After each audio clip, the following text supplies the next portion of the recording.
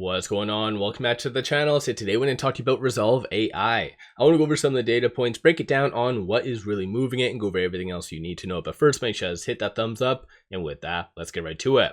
So it is up 8%, 269 the low, 298 the high, and around 8.7 million shares being traded. So there's a lot of things really influencing the broader market today and Rezolve. So initially we did have a lot of fear. Some of that was kind of stemming from some subpar data, labor data. So we did have ADP employment coming in a little bit worse for wear, and then we did have initial jobs claims early on in the morning. Market didn't like that.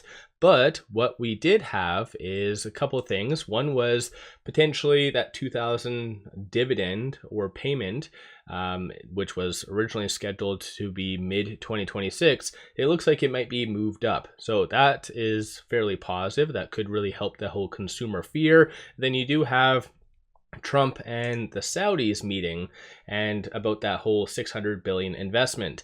That is starting to cause the market to recover. But interestingly enough, Rezolve started to move up first prior to all that news. And there was a couple of things that did come out. So today we did have that Fireside chat at RBC. So I will play this at the end of the video.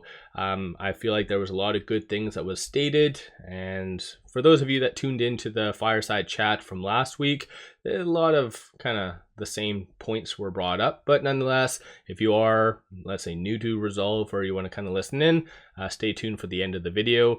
Aside from that, though, you did also have Dan join Trade Talks. And so I think in general, he's getting his name out there, starting to kind of bring awareness to how Rezolve is at a pretty deep discount. Although he's being very cautious with his wording, because I think that actual phrase in the past might have got him into some hot water. And then you do have, it looks like, I think it's tomorrow, him at the MKM Tech Conference. So that should be a pretty good thing overall. So let me know your general thoughts on that in the comments below. I don't know if this one is webcast, this MKM one, because I popped over to the website, Rezolve's website, and I don't see anything there. So I don't know. Let me know your general thoughts on that. But at the time of doing this video, shorts are returning 572,000 shares. And this has been a very common occurrence, is that shorts have been really taking advantage of the crazy sell-off and returning. So that I think is a pretty bullish thing and has been largely bullish, but 4.29% of the free float is being shorted. Works out to be 6.6 million shares overall being shorted. So for those of you that were really wanting Rezolve to be a short squeeze, regrettably, I think because of the recent price action and everything, might not necessarily be on the table anymore. But nonetheless, looking at the options, 141,000 in calls, 91,000 in puts, and then 54% of all the options being done are bullish in nature. From a bull standpoint, you see a consensus for it to be roughly around $3 and then $4 by the end of next week. So a lot of recovery is anticipated. Bears are anticipating for it to be sub 250. So I feel like there's definitely a lot more upside than down. So far, only 3 transactions on the secondary market. So clearly, these 3 transactions are all kind of institution selling, which is rather unfortunate, but it goes to show the power of shorts as well as algorithmic trading. So AI is piggybacking off of a lot of the positive points that I did mention earlier in the video, and it's starting to really move things higher from there. Aside from that, these are some of the transactions occurring on the dark pool. So given how active shorts are, it is fair to assume that all of these are linked to them. Right now with that 297, it is right below this S2. So 313 is going to be that key pivot in the short term that you really watch for Rezolve to get over. And for those of you that have been tuning into a lot of my Rezolve videos, I did mention that this 200-day moving average was a big deal. Even though we are technically 2 days below it, so that does usually signal a trend, it looks like it is fighting back. So that 200-day moving average most likely will be broken, I would assume, tomorrow. So that's sitting at 307. And then all it needs is that nice gentle push to get above that 10-day moving average, and then you'll get a good surge of momentum behind the scenes. Stochastic RSI has been extremely oversold ever since pretty much the third week of October. So it's been a brutal month for a lot of Rezolve investors. And I think in general, Rezolve really hasn't done too much to really kind of prompt any buying. They've been putting out news here and there, but nothing like concrete. Aside from that one about them, Elizabeth, being able to expand into the States, I really do like that one. But nonetheless, looking at the market position, you see a lot more willing buyers today. So a lot of good momentum. I think just the market right now is looking for value plays. And at the same time, if you think about it, that big 600 billion investment, a lot of that is going into AI. So if you kind of, again, think about it, the whole sector should really move higher. And as I've mentioned, during this time frame when everything was going down for Rezolve, and plus a lot of the broader market, I said that I really like Rezolve's sector. The company itself, I feel like there's a lot of room for improvement. It actually even is funny enough on the RBC Fireside chat, which again will be at the end of the video, he clearly even said that he regrets going the SPAC route. So, because I think that's very problematic for a lot of companies. So it kind of put them in a little bit more of a bind, forced them to do a lot of toxic financing, if that kind of makes sense. But again, I think that's history under the bridge. So we'll just have to wait and see how things do play out, but things are starting to look a little bit more optimistic. So give yourself a shout out if you did buy, if you sold. What did you do with Rezolve? So let me know your thoughts on Rezolve. And then as I've mentioned in the past, if you do truly believe in Rezolve and think that it's kind of discounted and should be at the $4-6 range and so forth, take advantage and look at call options. Because hypothetically, if you feel, let's say $6 is on the table by February or even May, for instance, but you can make 102% from the common stock. That's again assuming $6 is on the table, and you can make a pretty impressive 328% on options. So if you are bullish and you're kind of betting against the market and the direction it is currently going, you can make some very serious money. So just consider that. You guys do whatever floats your boat. One final thing, pop over to my Patreon if you're looking for some solid buy signals on stocks, options, crypto. Put out daily day trades, numerous swing trades. Worthwhile to pop over there and check that out. With all that said, appreciate all of you watching. Into things. Welcome back, everyone. Thanks so much for being here. My name is 𝗪𝗧𝗛𝗔. I cover software here at RBC. I'm delighted to have Dan Wagner, who is the CEO and founder of Rezolve AI. Dan, thanks so much for being here. Yeah, it's a pleasure to be here. So, look, I mean, this is a name that I think is going to be new for a lot of people in the room and on the webcast. Yeah. Maybe you can just give a high-level overview of kind of the foundations of Rezolve. What are the problems that you're trying to solve today for your customers? Okay, so I think it's worth giving you the context. We are an AI company. And I'm not the typical 23-year-old ex-Googler who started it. So you don't look a day over 23. What are you talking that's about? very kind of you to say. But the reality is that I've been building businesses, tech businesses for 40 years, and our creds in the space of AI are as good as anybody else. In that, during the mid 80s, I set up my first company, which was a pioneer in online information. We built the first commercial database to interrogate newspapers, trade journals, and periodicals. That business went on to become the world leader in online information over the next 16 years before I sold it to Thomson Reuters in 2000. During that 16-year period, apart from listing on the London stock market and on NASDAQ, we had to build our own search technologies. There was no search technologies in 1984. There was no e-commerce technologies in 1984, 11 years before Amazon started their business. There was no data centers in 1984. Certainly there wasn't any commercial ones. So we had to build our own data centers, build our own search technology, build our own commerce tools. And as the years went on, we became more sophisticated and better at it. And in the 90s, I had two very important people working for me. One was Professor Stephen Robertson, who worked for me for a couple of years before Microsoft poached him, and he set up Bing for Microsoft. The other guy was a guy called Dr. Martin Porter. Dr. Martin Porter created the Porter stemming algorithm, which is the foundation of predictive typing. The concept around it and the technology around it was to ingest a dictionary into virtual memory of a computer, and then when you're typing, DANC, it would guess as dancer, dancing, dance hall, and we use that today and have done for decades in predictive typing. But that's also the foundation of Gen AI. Gen AI uses that same principle of ingesting content and then using it as a reference point to guess the next word, the next word, the next sentence, the next sentence, the next paragraph, to give you the impression of a conversation. Anyway, after I sold that business, I set 2 other companies up, which lead me to Rezolve. One was a commerce business called Vendor, which went on to become European market leader for enterprise e-commerce. And we ran the sites in the US of customers like Neiman Marcus, Land's End, TJX companies, Under Armour, J. Crew, LL Bean, and many others, mid-market retailers. And then that business was bought by Oracle in 2014, and as their main commerce platform. And the other business was a search company called Attract, listed on the London stock market in 2014, sold to private equity in 2019. So the reason I give you all that background is so that when I started looking at the developments in Gen AI in sort of 2013, 2014, before it became something that we could build on, we knew it was coming. My technicians were working in the open source community, contributing to its development. And so when the transformer algorithms, which are the foundation of Gen AI, became available in 2017, we were already all over it. And we knew that it had one big problem: hallucinations.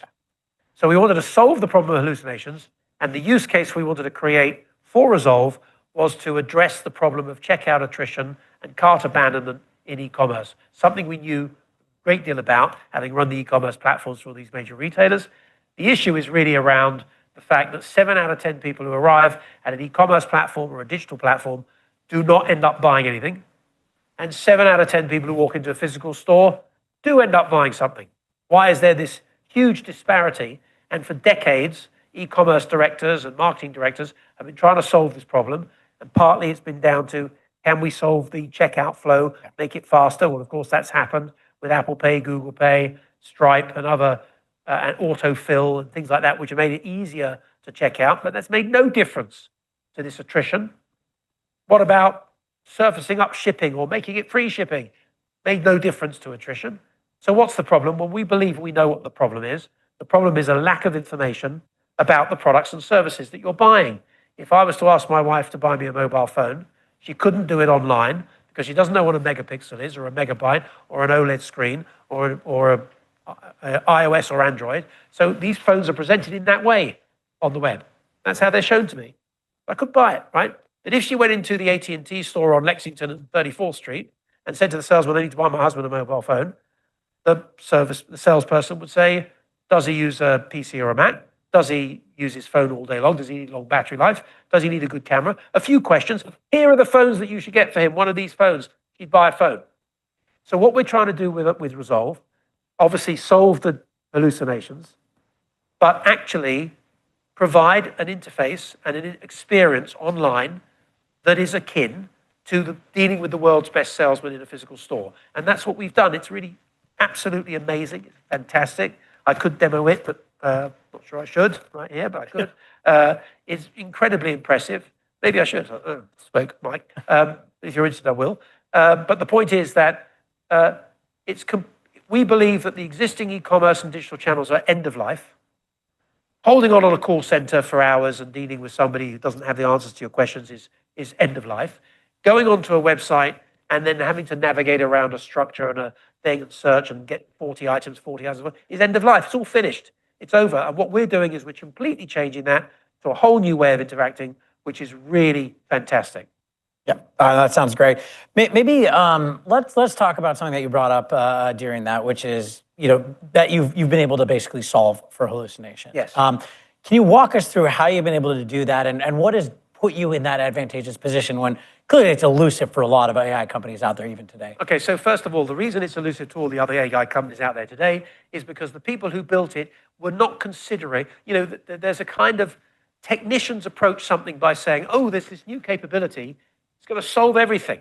And they kind of go blindly down the path of backing it to solve everything, which sometimes it doesn't work like that. So that's partly the reason that everybody else got to. Of course, now they're all backtracking and building guardrails and having AI oversight, all sorts of things to stop what's wrong foundationally with the process. And I come, as I explained before, from a very, very long history of managing and structuring data, and I was involved in the early stages of this moving to probabilistic algorithms. Now, I mentioned Dr. Martin Porter and his probabilistic algorithm for predictive typing. before that, what we've been using to search Google is binary mathematical algorithms. Binary mathematical algorithms is 2 apples and 2 apples is 4 apples. There is no hallucination in that. You cannot have a hallucination in a binary mathematical algorithm, okay? Probabilistic algorithm says 2 apples and 2 apples equals water, because each apple is 60% water, 20% fiber, 20% sugar. So the probabilistic output of 4 apples is water. Now I'm being deliberately, antagonistic with that idea, because it probably wouldn't do that. But probabilistic algorithms, by their very nature, make mistakes, right? They make some judgments that are wrong. Now, if you take a clean probabilistic algorithm, it's going to make mistakes 3 to 4% of the time. But if you then confuse that with a load of data that's inaccurate, poor data, and the internet is 40% rubbish, and social media is 80% rubbish. If you ingest everything on the internet and ingest everything in social media, then you are going to exacerbate that error rate dramatically, okay? Which is why you have these problems. So we approached it before you asked the question, I've tried to, it's not an easy question to answer. So we have 3 patents around the way in which we solve this problem. It's taken us 9 years. The first is that when we ingest a product catalog, we create a very rich taxonomy around it. A taxonomy is when you catalog the item with tags, okay? We create an AI-generated taxonomy that's mad. The product catalog might be this big, the taxonomy is enormous around it. So it will take a running shoe and it will say that's 100% a running shoe, 70% a trail shoe, 50% a casual shoe, 2% a bar mitzvah shoe, 3% a wedding shoe, 5% a date night shoe, okay? Just to give you the idea. So we tag it to the nth degree with what it could be appropriate for, that shoe. What could it be appropriate for? And we use AI to do that. That's patent number 1. Patent number 2 is that we take a query. I'm looking for a casual shoe to wear at a friend's wedding. I'd like it to be a white shoe to go with my blue suit. Blah, blah. That's the kind of question I might ask. We then decompile that question into what's known as semantic search terms. White, shoe, casual, wedding, men's. And we throw that at this enhanced catalog, and we get a very accurate, because there's no hallucinations with binary searches, accurate set of results. Now we got this set of results that there is no hallucination with, right? It's accurate, and it will be ranked in terms of the most relevant running shoe, casual shoe, or a wedding, down to the one that's the least, but it will be all of it relevant. And then our AI steps in again, looks at the original query, looks at the data set, and answers the query using natural language. Can't hallucinate. When I showed this to 𝗪𝗓𝗓𝗪𝗓, who's head of AI at Microsoft, he said it was absolutely brilliant, which it is, by the way. It's a very simple, I'm not a technician, it's a simple, elegant solution where we use AI where it needs to be used, and we don't use AI where it shouldn't be used today. And that's how we solve the problem. Super helpful. Maybe can you walk us through, where you're seeing the opportunity with agentic commerce, right? Because clearly it feels like with this technology, there's a lot more you can do, but that's clearly the big use case today. Yes. Why you think the technology is suited to this specific use case? And I know recently Andy Jassy on the Amazon call talked about the opportunity with agentic commerce. Yes, so maybe walk us through that. Well, I think first of all, people need to understand what agentic commerce is. I think it's a term that's being bandied around. There's not really a great deal of understanding. Agentic commerce means that an agent is making the commerce, is interacting with a website and making the decisions on behalf of some instructions that have been given maybe by you, but you're not on the website. So you're not going www.macy's.com and then interacting with the website. You are interacting maybe with Siri or with ChatGPT or with Google Assistant or something, right? And it is going off and talking to Macy's on your behalf, okay? That is agentic commerce. Now, there is great opportunity here and also a huge amount of pitfalls. The opportunity is that for those retailers that provide an agentic interface, they have to build a doorway for this agent to come into to find out about what's available and what the stocks and everything else. The opportunity is that they expose themselves to this broad audience of Siri users and other people. If they don't do it, they're not going to get a look in, okay? So that's on the plus side. But on the negative side, it's like opening their warehouse doors to a bunch of, lunatics. because there's no control. They're opening their doors to their e-commerce site, a back door basically to their warehouse, and allowing these agents to come in and take stuff off the shelves and sell them to people over here, right? So the problem is that they're going to end up, and those, as we just described, those language models, those technologies that are being used to come in through this back door and interrogate their e-commerce catalogs are hallucinating all the time. So there's a very high likelihood that I'm a consumer, I want to buy a pair of trainers, I end up interacting with ChatGPT, but it's going off to Adidas and Puma and so on. And it ends up buying me a pair of Adidas shoes, but it's the wrong color, it's the wrong size, or it wasn't in stock, or it wasn't right for the purpose I was asking about, or something because of the hallucination. So then I go back to Adidas and say, I bought these shoes and they're wrong, and they're going to have a big problem. So mark my words, 2 years, 3 years from now, this is going to be a massive problem. Because a lot of retailers are going into this without any clue what they're doing, and they're going to open the doors to their warehouse. It's all going to be a mess, okay? So what we've done is as part of our solution, the first thing we do is that if you go www.adidas.com, you end up having a conversation with a very knowledgeable salesperson, and you end up buying the right shoe. That's solution one, okay? Solution two is we're providing an agentic interface to the agents, but we're not allowing them to come into the store and in warehouse and take stuff off the shelves. We're answering their questions the same way that we would answer the question of the consumer. So the agent comes in and says, do you have these in stock? And instead of going in and looking itself, it has to ask our bouncer who's standing on the door of the warehouse. And our bouncer says, yeah, I've got this in stock and it's available in this color, and so on. And if it knows, our agent knows ultimately who the customer is, says, oh, Dan Wagner's a regular customer. We'll give him, a special, polished thing to go with his order, or we'll upgrade him, or we knew he ordered this previously, we'll try and upsell him that. So that control is still being maintained by the merchant. Now, back in the noughties, at the beginning of the dot-com boom, Amazon encouraged Toys R Us to put all their products on their site. Toys R Us lost control of the customer, went out of business. Everybody who rushes into this without providing the right controls to the agentic interface is going to do the same thing. So we're providing a solution that solves both problems. Yep. Makes a lot of sense. You've highlighted these partnerships that you have with Microsoft and Google. Can you talk a little bit about what they're contributing today, and how do you see those partnerships and maybe future partnerships evolving over time? So we all know how data centers, and cloud computing data centers for this new highly compute heavy world that we're moving into is a very well-funded, contested market. And the dominant players at the moment in the West are AWS, Google Cloud, and Microsoft Azure. Now, those guys are also investing many billions or tens of billions of dollars in building out their infrastructure to support this growing wave of demand. But there are other players coming into the market, like SoftBank and OpenAI with their $500 billion investment, and many, many others who are also coming into the market. So there's going to be a lot of greater levels of competition than the three incumbents on the West previously. And as a result of that, there will be a lot of movement when contracts come to an end, people moving off Azure to some new player who can do basically the same job. So what Microsoft and Google have recognized is, one, we have a solution that's fit for purpose, can be sold through their industry channels, and they're doing a very good job helping us sell through those industry channels, but also can provide a very sticky solution to their core cloud services. Because if a retailer who's on Azure buys Rezolve and deploys it, then it's more difficult for them to up sticks and go to another provider, because all their data, all of this stuff is in there.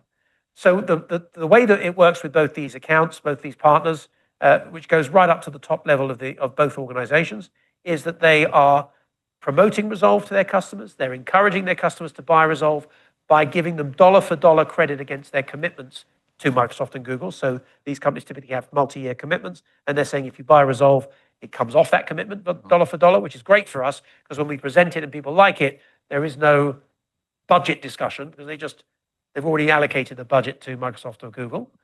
They're also incentivizing their salespeople dollar for dollar, that if they sell Rezolve, it counts 100% towards their quota. So we've got this wonderful dynamic pincer movement, and they're doing it because they recognize that we provide that stickiness, and that, from a corporate perspective, outside of, there's nothing they're selling into the corporate market. They're saying, here's language model, go and build something.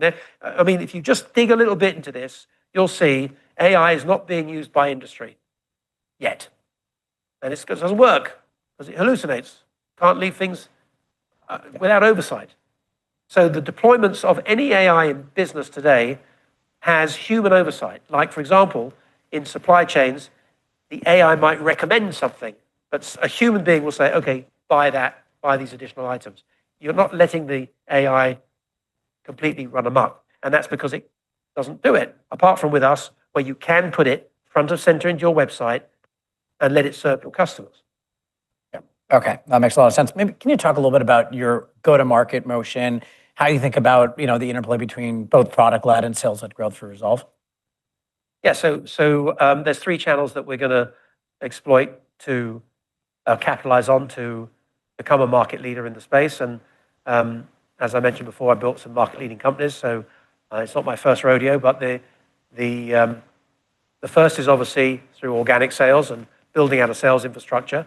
We haven't really been properly capitalized. We came through a SPAC, terrible idea, worst few years of my life. Came out of that, had a lot of liabilities, had to clean that up. As we came into 2025, we were finally released from everything and were able to focus on driving the business.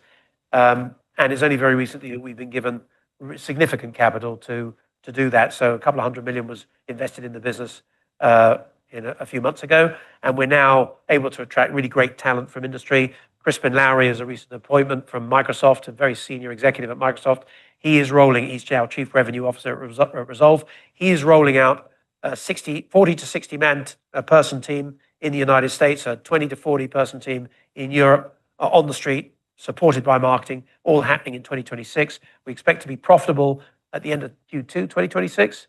And so that channel is just really building up. We've only had 22 salespeople, and we've gone from 0 to the end of this year. We exit with 150 million ARR. So we've done amazingly well with a tiny amount of people because we've got a great product and great partners. But we want to get out on the street and we want to sell directly because that's always the most productive. The second channel is Microsoft and Google, who are giving us leads, and that's going great. And I'm not stopping that. Obviously, that's going really, really well. And we'd like to add other partners to that. And then the third channel is M&A. You cannot become market leader through organic and partnerships alone. You can't do it. You have to acquire businesses, because I can't be in Spain as well as opening up North America, and I can't be in Italy and Mexico, and so acquisitions give us a footprint, they give us talent, they give us customers, and they give us the ability to upsell in those markets. So we see all of these 3 channels as being the way that we can fast execute a land grab. We're not a big R&D AI business. We're not spending billions in AI. Our burn is $4 million a month at the moment, dollars, and as I say, we expect to go profitable in Q2. We built our product and our solutions. Our deployment is very cost effective. We're in sales and growth mode now. Maybe let's hit on the metrics. Sorry, so you talked about you're going to exit this year at 150 million ARR, and if my numbers are correct, 500 million. You said next year. Correct. What are kind of the building blocks to get to these milestones? What's giving the confidence in these sort of growth rates? Well, I don't think anybody believes that, right? Because we did the first half of the year, we did 6.3 million in revenue versus analyst expectations of around 5. So people are really scratching their heads. How are they going to do it? So they're going to find out in March, right, when we announce our full year results. And I'll probably give some updates, but until they're actually, audited and out there, I think the market's a bit skeptical. But that's fine. I've been telling the market, but giving them visibility. It's not like I haven't been saying it. So they'll find out then. In the meantime, it's a great opportunity to come into the stock because I think we're, heavily discounted for that very reason. But we don't need any money. We're not. We're fine. So there's no pressure on us to worry about the price right now. The investors who came in, the 200 million recently raised at $5.40, and it's about 275. I don't know yesterday, 280. They're not concerned because they didn't buy into it for a short-term gain. They believe in the vision, as I do. I'm the largest shareholder. So as the next 18 months unfolds, you'll see a very, very different picture emerging. Yeah, and maybe just in terms of even just the building blocks, right? I totally get, you're saying market doesn't really appreciate this, but you put these numbers out there, you clearly have confidence. Yeah. What is it that's giving you confidence? Is that based on pipeline? Visibility. Okay. Pure visibility and execution. Yeah. We're seeing it, and also experience, I guess. I mean, I also know how damaging it can be to say these things and not meet them, right? I mean, so that's another factor, of course. I wouldn't be saying it unless I was pretty confident. So, Of course. we upgraded our numbers twice this year. We entered the year saying that we'd do 100 million ARR. At mid-year, we said we'd already done 70 million. We'd already committed contracts that would exit the year with 70 million ARR. I've never been in a business in my career that's had this kind of takeoff, but I'm very comfortable with it. My team are less so; they're all running around like madmen. But it's a good dynamic. I mean, we're onto a winner here. Great. Yep. No, that's super helpful.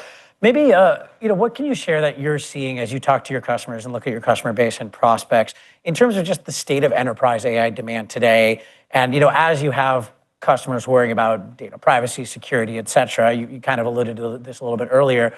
What can you do to help get over those hurdles for those customers? Well, I think we do. I mean, I think, first of all, I think we come across as confident and knowledgeable and experienced. And I think what they hear from others is a lot of hand waving and, vaporware nonsense, So there's a lot of, oh, you can build this on that, and here's a language model, and we can help build it for you, and spend a few $1 million with us, and we'll build it for you. And we're saying, here's a product, here it is, let me show it to you.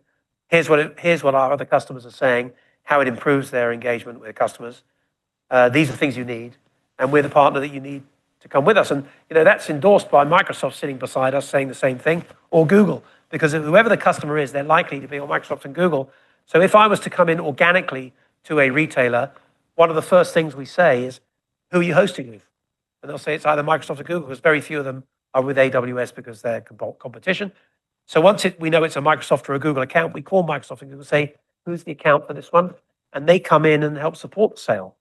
So we've got a lot of good kind of momentum as a result. That's driving a lot of this fast take-up. Yeah, that makes a lot of sense.